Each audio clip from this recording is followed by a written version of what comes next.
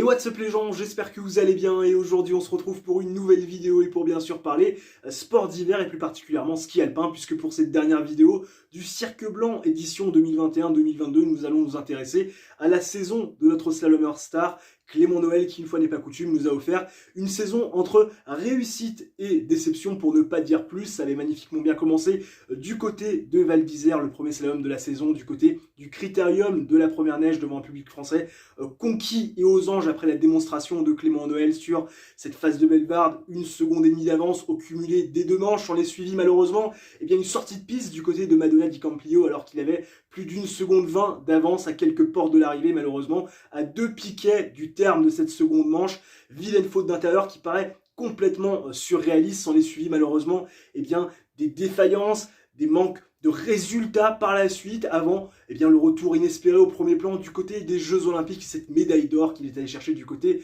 de Pékin en février dernier. On s'est dit alors que ça pouvait être le renouveau de Clément Noël. Malheureusement, 2 sorties de piste du côté de Garmisch en Allemagne, une deuxième place du côté de Flarao et malheureusement l'énorme déception du côté de Méribel-Courchevel pour le dernier slalom de la saison lors des finales en France. Une sortie de piste qui lui vaut également de sortir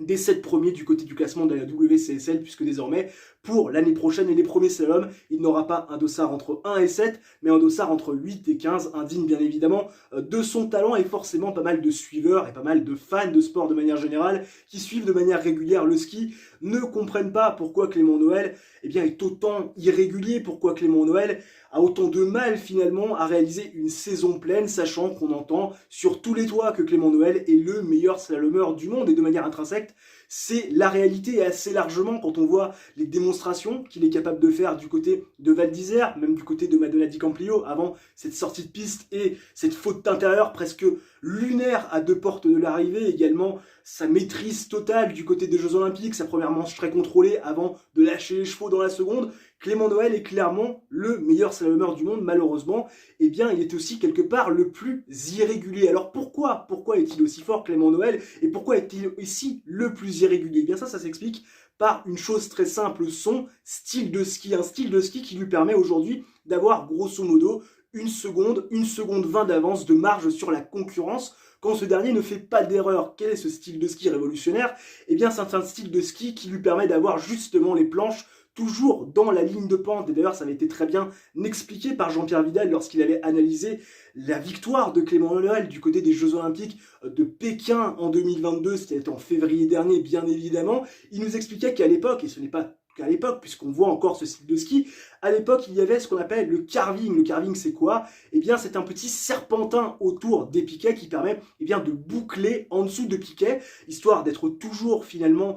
fluide et également avoir de la marge par rapport aux portes, puisqu'on le rappelle, les portes sont très resserrées en slalom, c'est les portes avec le moins d'espace, forcément par rapport à un slalom géant, par rapport à un super G ou par rapport à une descente. Et c'est vrai que à l'époque, on utilisait ce carving pour faire un petit serpentin autour des piquets, toujours avoir de la marge, toujours être fluide et finalement arriver en bas, avoir des résultats de manière régulière. C'est ce qu'on utilise encore de manière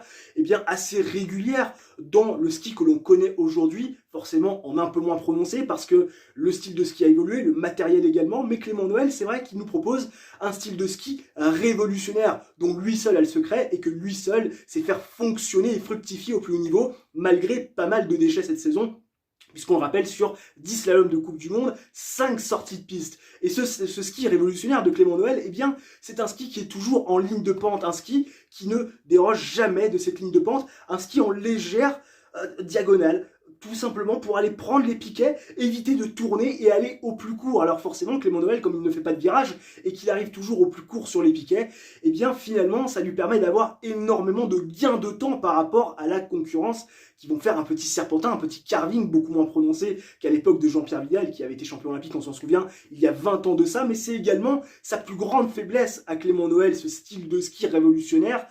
très rapide, mais aussi quelque part très risqué, parce que quand vous décidez finalement de couper votre virage, quand vous décidez également d'aller au plus court au niveau de vos piquets, comme c'est le cas avec ce style de ski toujours en ligne de pente, en légère diagonale,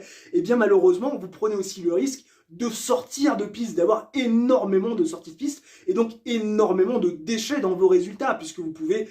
par manque de précision, par manque d'attention, par fatigue physique, eh bien enfourcher ou également être victime de fautes d'intérieur, comme c'est le cas régulièrement pour Clément Noël, parfois sur des portes qui peuvent paraître improbables, comme ça a été le cas notamment sur les 2 dernières portes du côté du slalom de Madonna di Campiglio, si je ne dis pas de bêtises, en décembre dernier ou en janvier dernier. Je pense que c'est un peu plus réaliste comme ça. Bref, on a un Clément Noël qui fait de ce style de ski une force, mais également une énorme faiblesse. Je vous l'ai dit, 5 sorties de piste cette saison, c'est énorme. C'est le slalomeur qui a le plus finalement raté de gros résultats et qui est sorti le plus cette saison. La moitié du temps, il est dehors, que ce soit en première ou en seconde manche. Et forcément, eh bien, ce manque de résultats ne lui permet pas d'aller au moins égaler son meilleur résultat au classement de la spécialité, qui était 2e ces 3 dernières saisons. Cette fois-ci, cette année, il est 9e avec seulement 2 podiums et 1 victoire, puisque sa seule victoire était du côté de Val d'Isère, étant donné que les Jeux Olympiques ne sont pas comptabilisés dans le classement. Ça aurait peut-être bien aidé Clément Noël pour les points, en vue d'être mieux classé, bien évidemment, au classement de la spécialité. Et ça lui aurait également permis, peut-être, de rester dans les 7 si les Jeux étaient comptabilisés en tant qu'épreuve de Coupe du Monde, ce qui n'est pas le cas, puisqu'on rappelle que le biathlon, lui, a un fonctionnement différent, avec l'IBU notamment, puisque le biathlon propose eh bien, des victoires et des podiums, attribue des victoires et des podiums pour les courses olympiques, mais n'attribue plus de points, en revanche, si je ne dis pas de bêtises, depuis les Jeux Olympiques de Sotchi en 2014. Donc Clément Noël, loin, très très loin, il sort également des 7 à cause malheureusement eh bien, de son manque de résultats cette saison, et forcément les gens s'impatientent et ont cette question au bord des lèvres: quand est-ce que Clément Noël remportera le seul titre qui lui manque, la seule récompense qui lui manque, à savoir le classement de la spécialité du slalom. Alors attention, ce n'est pas véritablement la seule manquement à son palmarès, puisque certes Clément Noël a fait des podiums, a gagné tous les plus grands slaloms qui puissent exister dans des lieux mythiques. On se souvient bien évidemment de sa victoire du côté du slalom des rois à Zagreb, on se souvient bien sûr de ses victoires du côté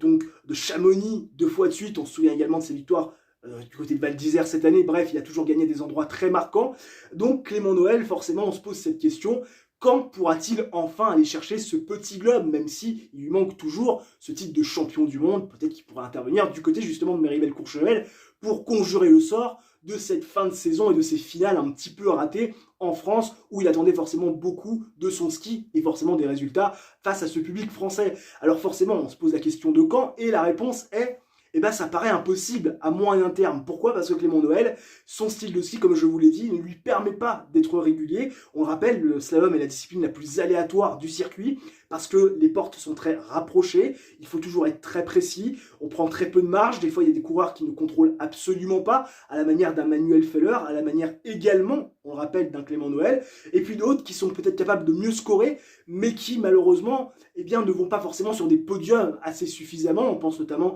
à Sébastien Foss-Solowag, on pense également à Linus Strasser. Cette année, on rappelle que le petit globe de la spécialité est revenu, eh bien, revenant Eric Christophersen, qui l'année dernière avait été un petit peu en difficulté, seulement entre guillemets 6e du classement général, et qui cette année reprend un petit peu à la mainmise sur le slalom mondial en allant chercher ce petit globe et en remportant en plus 2 victoires du côté du slalom géant, deuxième grosse discipline forte du Norvégien, qui je rappelle avait été champion du monde de la spécialité en 2019. Alors pourquoi Clément Noël à moyen terme ne pourrait pas, au-delà finalement et bien de son style de ski risqué, aller chercher le petit globe de la spécialité? Bien aussi parce que c'est un garçon qui est adepte de coups, oui, mentalement parlant, et ce qu'il a quelque part les capacités, Clément Noël, pour aller chercher, eh bien, sur tout le long de la saison, des résultats, parce que ça demande énormément d'influx nerveux. Et Clément Noël, par rapport eh bien, à ses fragilités mentales, il en parle très souvent, eh bien, on se dit que c'est peut-être un athlète de coups, un petit peu à la manière du Justine Bressa-Bouchet chez les filles en biathlon, qui est incapable, à notre plus grand désarroi, d'aller chercher eh bien, un général de Coupe du Monde, de se battre pour les premières places du classement général de la Coupe du Monde, ce qui est quand même assez frustrant quand on connaît le niveau presque incroyable, extraordinaire de notre ami Justine Bressas, qui a 100% de ses capacités, énormément capable d'aller battre les meilleurs et pourquoi pas d'être la numéro 1 mondiale. Malheureusement, eh bien mentalement, ça pêche un petit peu, il manque de régularité. Et c'est vrai que ça en fait une athlète de coup, qui est capable de gagner 2-3 courses dans la saison, qui est capable, pourquoi pas, de gagner les Jeux Olympiques, comme ça a été le cas pour Clément Noël, mais qui malheureusement, sur toute une saison, a du mal, même si elle a pu réussir à aller chercher le petit globe de la spécialité sur la Mastart, avec un embryo complet, avec les féminines de l'équipe suédoise qui se sont, mais alors complètement vautrées sur cette dernière course en termes de stratégie. Bref, c'est vrai que Clément Noël est un petit peu la Justine Bressa-Bouchet du ski alpin donc masculin, et donc du slalom, beaucoup de bonnes choses, des courses de génie quand il est capable d'arriver en bas. Malheureusement, mentalement, peut-être pas assez de confiance et pas assez finalement de certitude pour aller, surtout tout au long de la saison, concurrencer des coureurs qui paraissent quand même largement à sa portée. Heureusement, on ne sait pas de quoi l'avenir va être fait, mais c'est vrai que j'ai du mal à voir un changement global de régularité de Clément Noël sur la saison qui vient ou sur la saison d'après. Je pense que c'est un athlète de coup, que pour l'instant ça reste un athlète de coup, même si en vieillissant, on peut penser que le garçon va s'assagir, va prendre de la confiance, va avoir des certitudes et va peut-être à un moment donné, à la manière, j'en sais rien moi, d'un Jean-Baptiste Grange qui a couru pendant des années après ce petit club de la spécialité, finalement arriver à aller le chercher. Et ça serait finalement juste récompense par rapport au talent de ce garçon, même si pour l'instant, je le dis et je le répète, Clément Noël, ça reste un athlète de coup et qui intrinsèquement est le meilleur slalomeur du monde. Voilà pour les explications et la saison finalement qui est celle de Clément Noël, une saison entre réussite et déception. N'hésitez pas dans les commentaires à mettre ce que vous avez pensé de la saison de Clément Noël en commentaire, je me ferai un plaisir de les lire et puis de répondre également à certaines questions si vous en avez. Et d'ici là, bien évidemment, les gens, portez-vous bien, n'hésitez pas à réaliser votre coup du chapeau, c'est-à-dire le like, l'abonnement et l'activation de la cloche si le contenu de cette vidéo et le contenu de la chaîne de manière générale vous plaît. Et nous on se retrouve très prochainement, d'ici là portez-vous bien, ciao bye bye et à la prochaine.